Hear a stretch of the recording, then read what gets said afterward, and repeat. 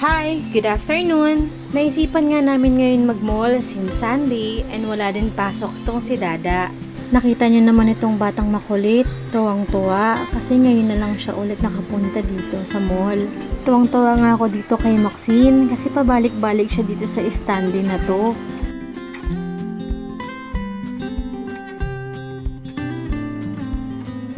At bawat butik nga ay iniistapan niya at magsasabi siya ng hi.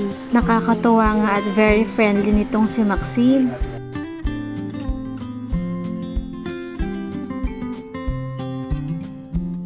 Dahil nga nandito na din kami sa SM, ay sinabay ko na din yung pag-waxing ng underarm ko.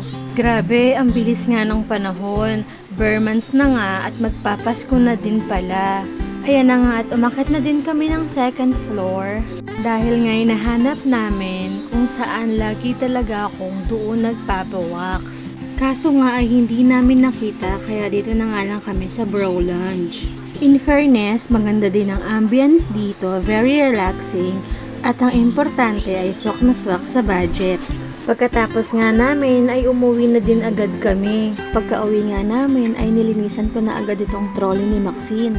Dito kasi nakalagay lahat ng mga essentials niya. Simula nga kasi nang nabili to, ngayon ko na lang ulit ito malilinisan. Ayan nga at inisa-isa ko na din alisin yung mga nakalagay dito at pagkatapos ay lilinisan ko na din ito gamit ang wipes.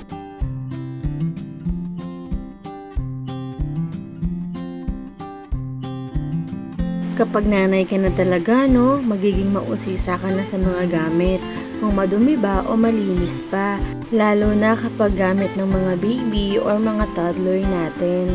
Hindi ko nga pala pinagsabay-sabay tanggalin yung mga basket organizer nitong trolley. Kasi nga maliit lang din yung space namin. At syempre, dun din ako komportable.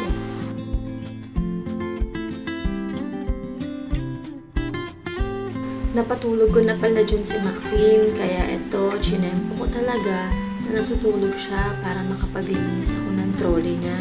So far naman, tuloy-tuloy yung paglilinis ko, kaya nagawa ko at nalinis ko din ng mabuti.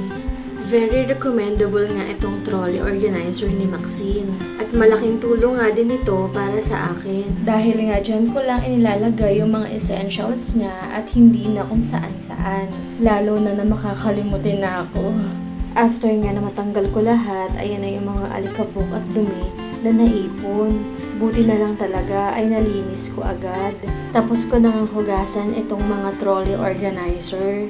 Kaya ayan, pinupunasan ko na at pinapatuyo ko na din para mailagay at maiayos ko na yung mga essentials ni Maxine. Kung gusto nyo nga rin pala ng ganyan, ilalagay ko na lang yung link sa comment section.